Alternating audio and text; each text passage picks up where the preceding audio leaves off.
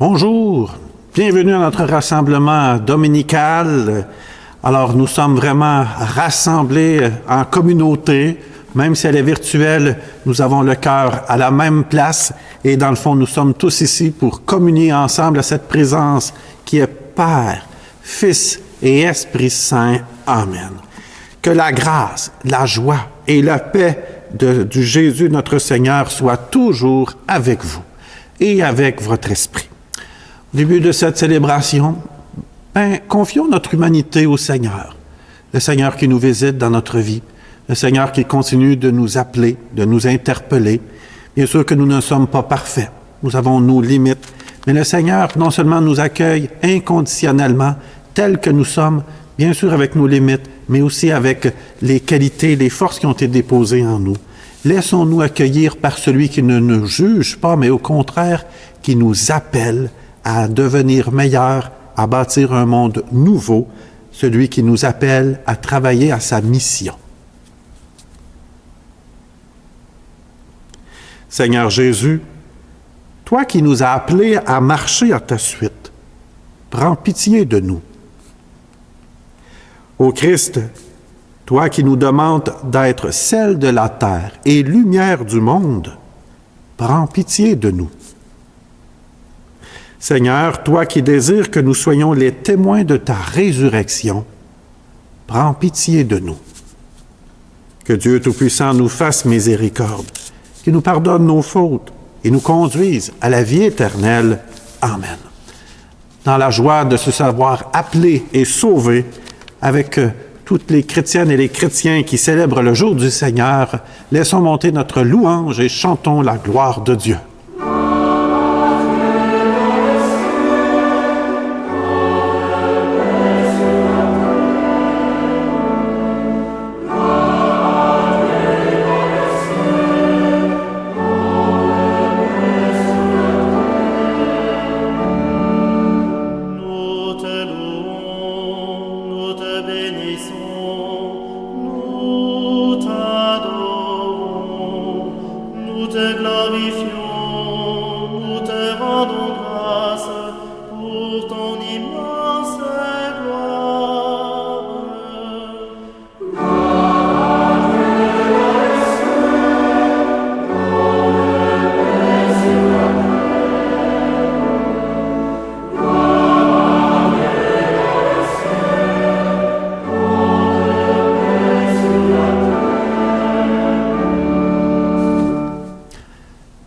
Recueillons-nous, prions.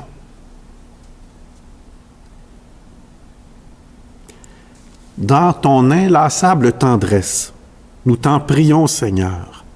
Veille sur ta famille. Elle s'appuie sur la grâce du ciel, son unique espérance. Qu'elle soit toujours assurée de ta protection. Par Jésus-Christ, ton Fils, notre Seigneur, qui vit et règne avec toi dans l'unité du Saint-Esprit, Dieu pour les siècles des siècles. Amen. Ouvrons la parole de Dieu, mettons-nous à l'écoute de ce que le Seigneur a à nous transmettre comme message. Écoutons justement ses appels pour chacun de nous aujourd'hui. Lecture du livre du prophète Isaïe. L'année de la mort du roi Osias, je vis le Seigneur qui siégeait sur un trône très élevé. Les pans de son manteau remplissaient le temple. Des séraphins se tenaient au-dessus de lui. Ils se criaient l'un à l'autre, « Saint, Saint, Saint le Seigneur de l'univers. » Toute la terre est remplie de sa gloire. Les pivots des portes se mirent à trembler, et la voix de celui qui criait, et le temple se remplissait de fumée. Je dis alors, « Malheur à moi, je suis perdu, car je suis un homme aux lèvres impures. J'habite au milieu d'un peuple aux lèvres impures. Et mes yeux ont vu le roi, le Seigneur de l'univers. L'un des séraphins vola vers moi, tenant un charbon brûlant, qu'il avait pris avec des pinces sur l'autel.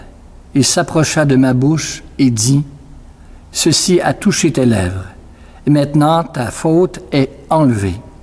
Ton péché est pardonné. » J'entendis alors la voix du Seigneur qui disait, « Qui enverrai-je? Qui sera notre messager? » Et j'ai répondu, « Me voici, envoie-moi. Parole du Seigneur.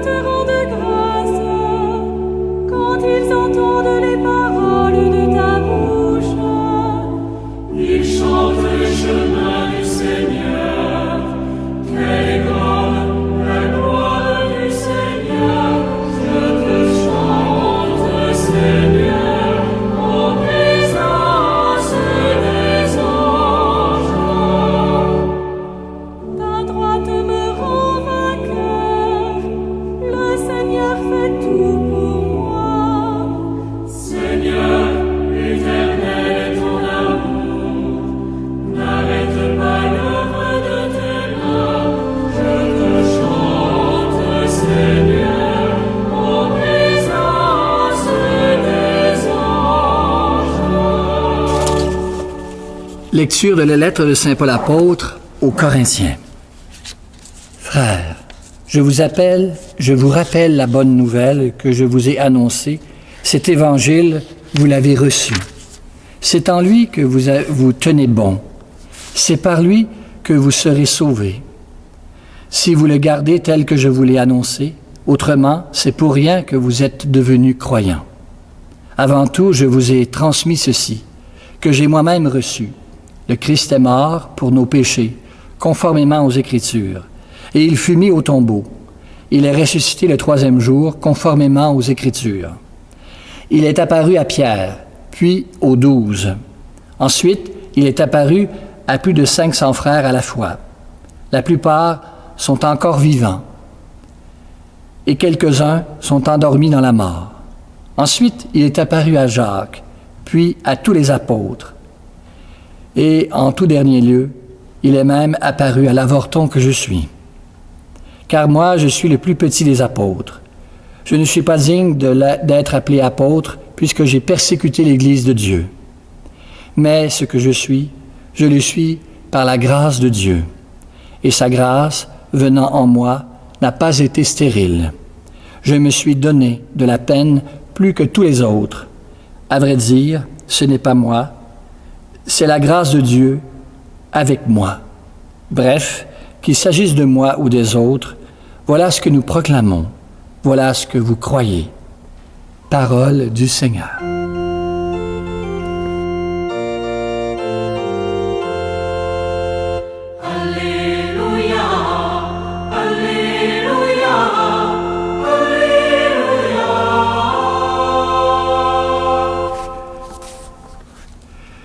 Évangile de Jésus-Christ selon saint Luc.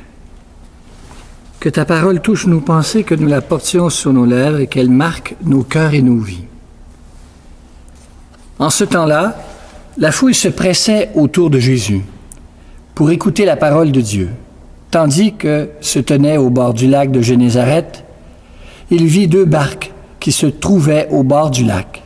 Les pêcheurs en étaient descendus et lavaient leurs filets. Jésus monta dans une des barques qui appartenait à Simon. et lui demanda de s'écarter un peu du rivage. Puis il s'assit, et de la barque, il enseignait les foules.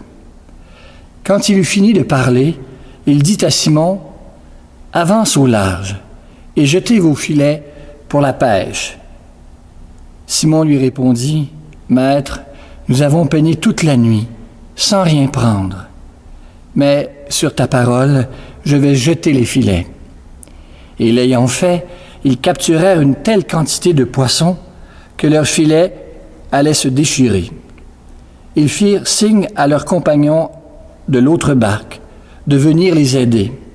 Ceux-ci vinrent, et ils remplirent les deux barques, à tel point qu'elles enfonçaient. À cette vue, Simon-Pierre tomba aux genoux de Jésus en disant, « Éloigne-toi de moi, Seigneur, car je suis un homme pécheur. » En effet, un grand effroi l'avait saisi, lui et tous ceux qui étaient avec lui, devant la quantité de poissons qu'ils avaient pêchés. Et de même, Jacques et Jean, fils de Zébédée, les associés de Simon. Jésus dit à Simon, « Sois sans crainte. Désormais, ce sont des hommes que tu prendras. » Alors, ils ramenèrent les barques au rivage, et laissant tout, ils le suivirent. Acclamons la parole de Dieu.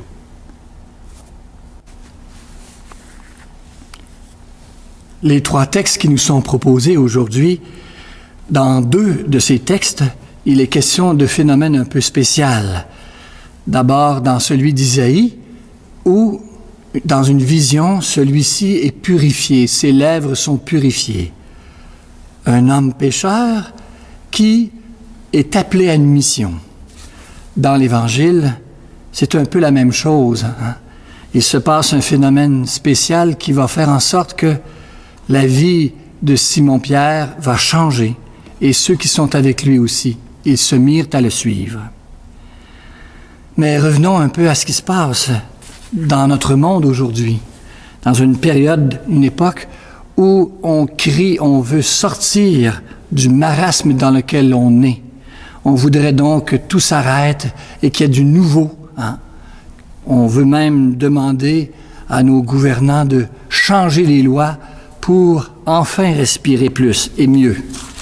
Évidemment, ça va pas facilement de même.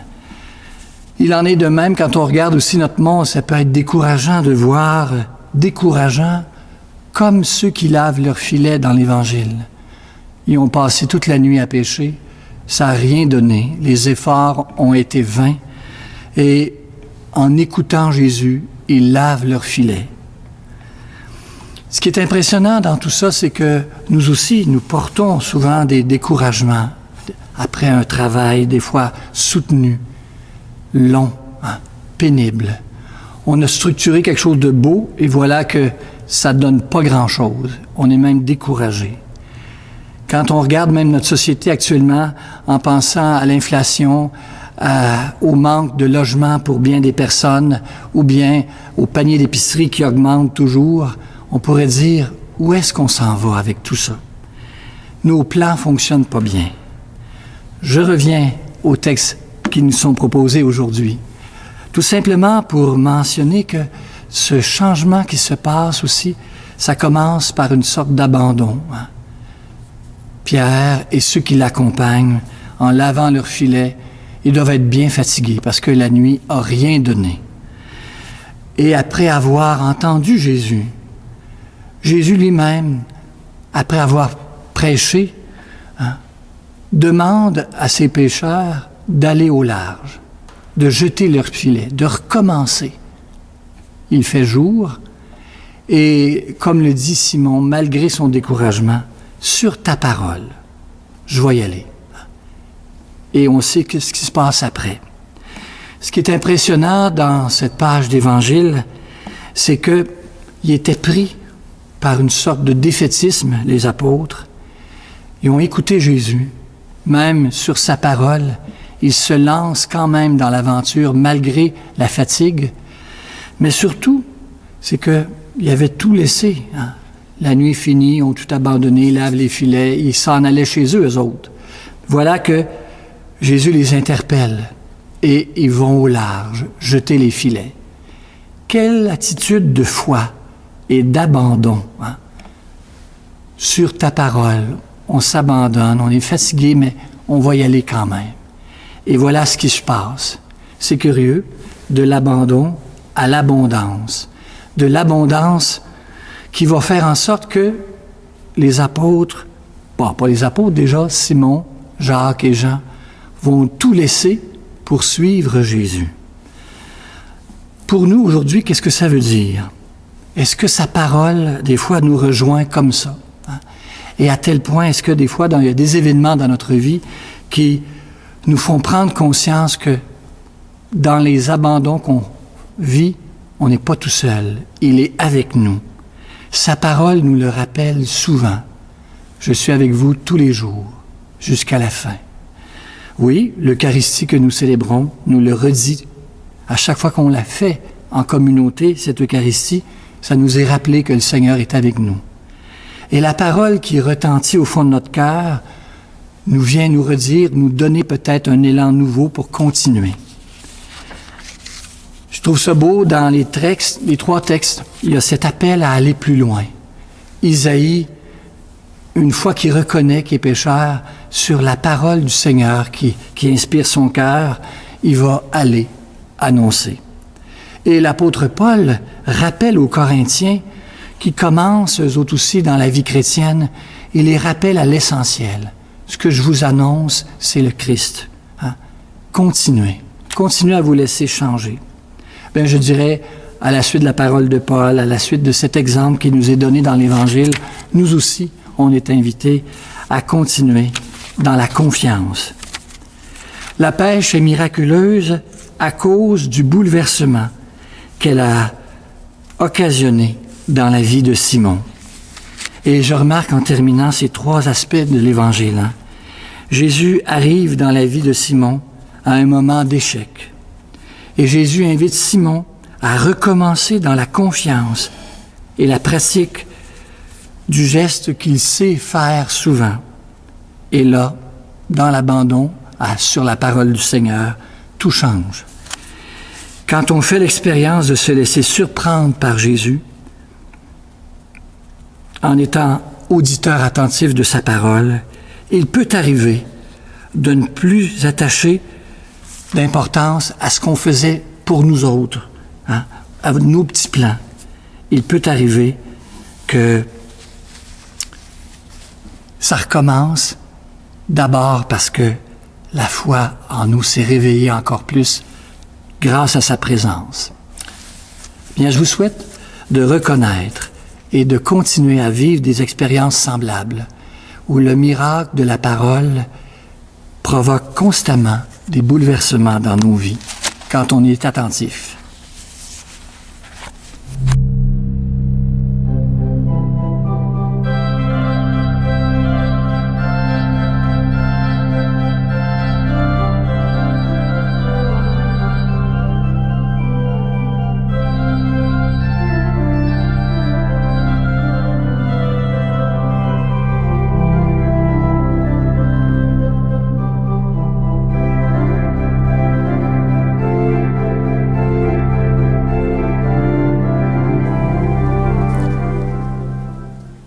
Avec une foi sincère, exprimons justement notre attachement à Jésus-Christ, exprimons notre foi, reconnaissons que oui, nous sommes prêts à accueillir ses appels, que nous sommes prêts à nous lever debout et aller à sa suite en reconnaissant qui il est vraiment.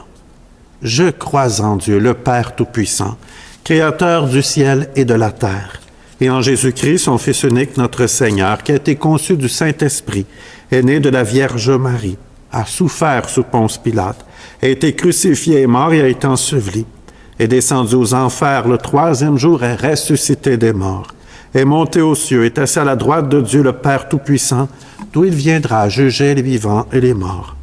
Je crois en l'Esprit Saint, à la Sainte Église catholique, à la communion des saints, à la rémission des péchés, à la résurrection de la chair, à la vie éternelle. Amen. Avec une grande sincérité et ferveur, prions Dieu de soutenir tous ceux et celles qui sont conviés à témoigner du Christ et de son Évangile. Et après chacune des intentions, nous répondrons « Seigneur, écoute-nous. Seigneur, exauce-nous. »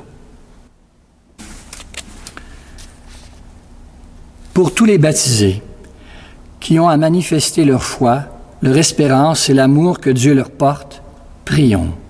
Seigneur, écoute-nous. Seigneur, exauce-nous.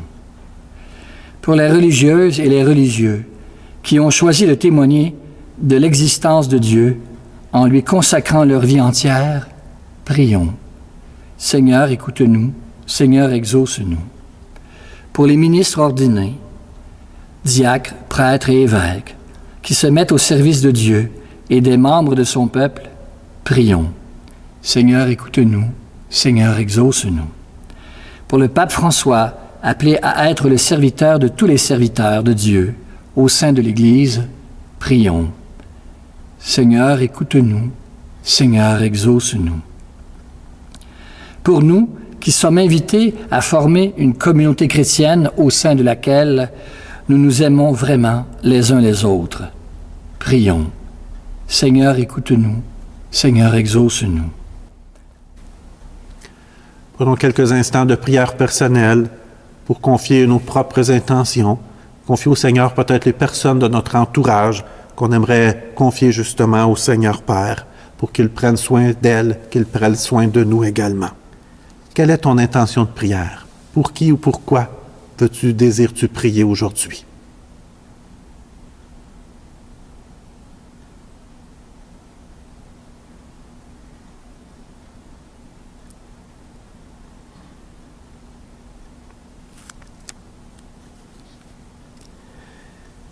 Écoute avec bienveillance nos demandes, Seigneur, et exauce-les. Nous te le demandons par ton Fils Jésus qui nous a exhortés à te prier avec confiance, sans nous décourager, lui qui vit auprès de toi, maintenant et pour les siècles des siècles. Amen. Et maintenant, allons rompre le pain, partager la coupe pour aller chercher justement des forces intérieures pour continuer d'avancer à la suite de Jésus-Christ aujourd'hui.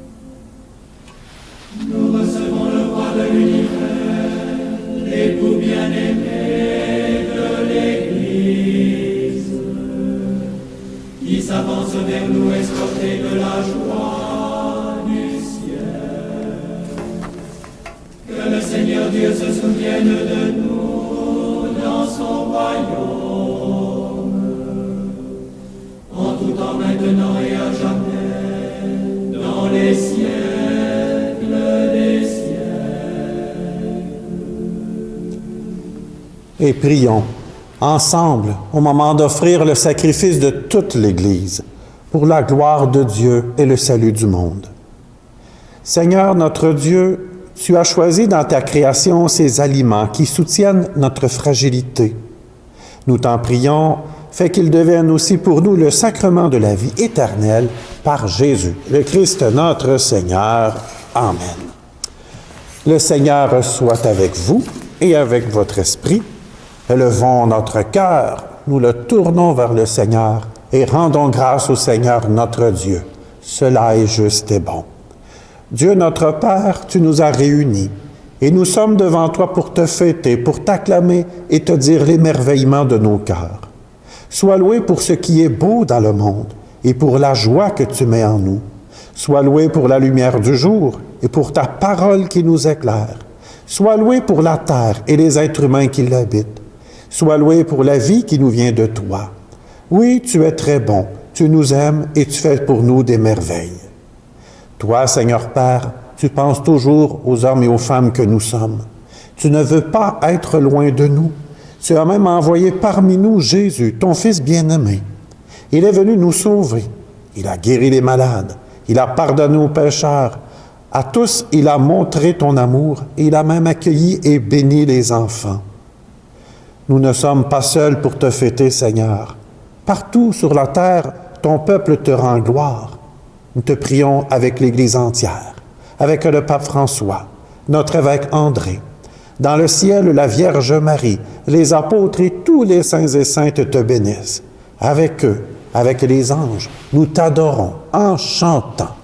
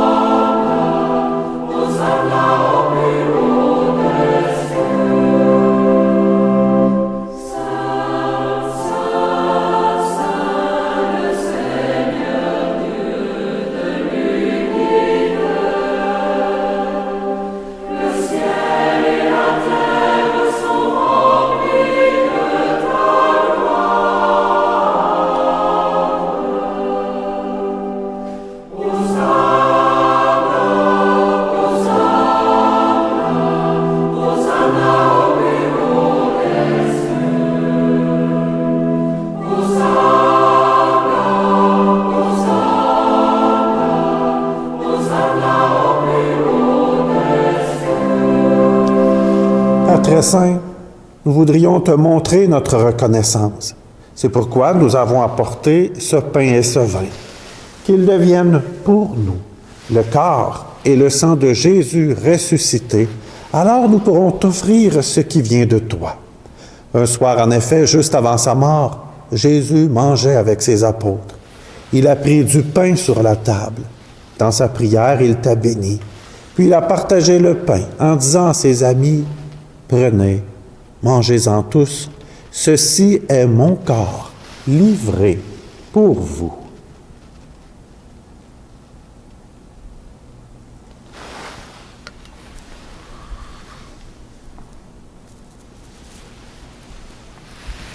À la fin du repas, il prit une coupe de vin. Il dit encore une action de grâce, puis il donna la coupe à ses amis en leur disant: prenez et buvez-en tous, car ceci est la coupe de mon sang, le sang de l'alliance nouvelle et éternelle qui sera versé pour vous et pour la multitude en rémission des péchés. Vous ferez cela en mémoire de moi.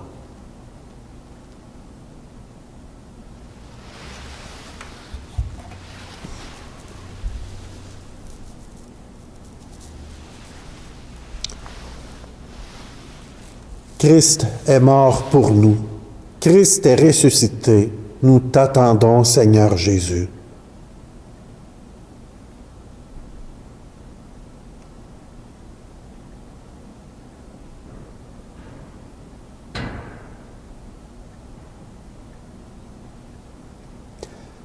Ce que Jésus nous a dit de faire, nous le faisons dans cette Eucharistie. En proclamant sa mort et sa résurrection, nous te présentons le pain de la vie et la coupe du salut. Il nous conduit vers toi, notre Père, nous t'en prions, accueille-nous avec lui. Christ est mort pour nous, Christ est ressuscité, nous t'attendons, Seigneur Jésus. Père, toi qui nous aimes tant, laisse-nous venir à cette table unis dans la joie de l'Esprit Saint pour recevoir le corps et le sang de ton Fils. Toi qui n'oublies jamais personne, nous te prions pour ceux et celles que nous aimons et pour ceux et celles qui sont partis vers toi. Souviens-toi également de ceux et celles qui souffrent et qui ont de la peine, de la grande famille des chrétiens et de tous les hommes et de toutes les femmes dans le monde entier. Nous te prions aussi pour nous et nous prions les uns pour les autres. Devant ce que tu as fait par ton Fils, Dieu notre Père, nous sommes émerveillés et nous osons dire encore, par lui, avec lui et en lui, à toi, Dieu le Père Tout-Puissant, dans l'unité du Saint-Esprit, tout honneur et toute gloire pour les siècles des siècles. Amen.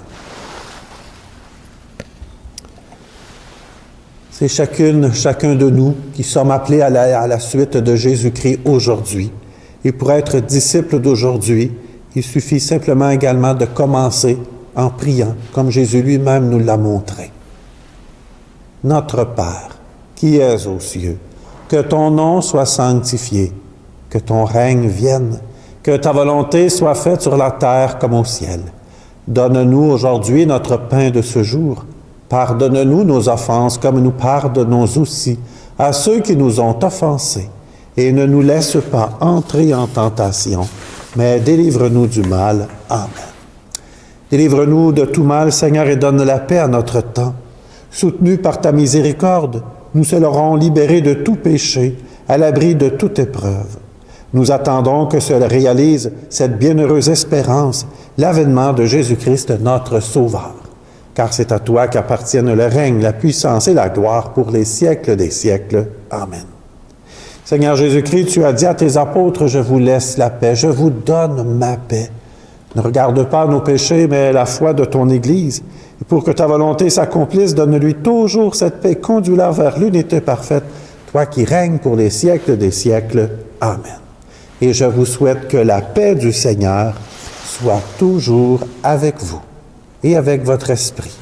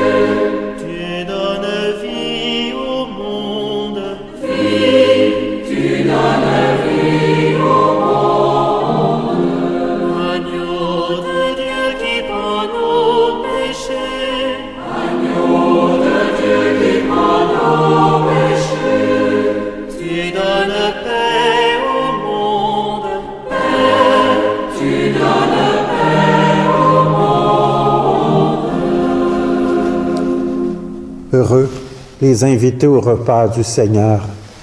Le voici celui qui nous appelle toujours aujourd'hui, celui qui a besoin de nous pour bâtir son royaume, annoncer la bonne nouvelle, l'agneau de Dieu, celui qui enlève le péché du monde.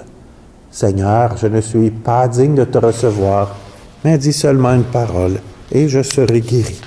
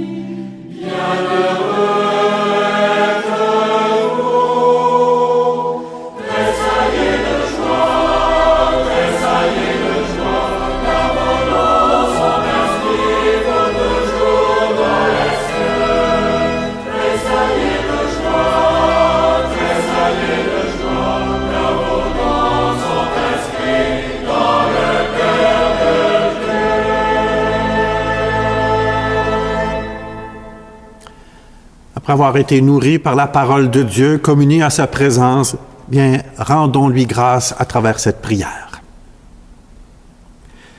Seigneur Jésus, à ton appel, les premiers disciples ont tout laissé pour te suivre. Alors que nous venons d'entendre à nouveau ta parole vivante au cœur de notre assemblée, nous te prions. Donne-nous de savoir mettre nos pas dans les tiens et d'aller vers tous les hommes et les femmes de ce temps pour leur annoncer la bonne nouvelle, toi le vivant, pour les siècles des siècles. Amen. Quelques informations avant la bénédiction finale.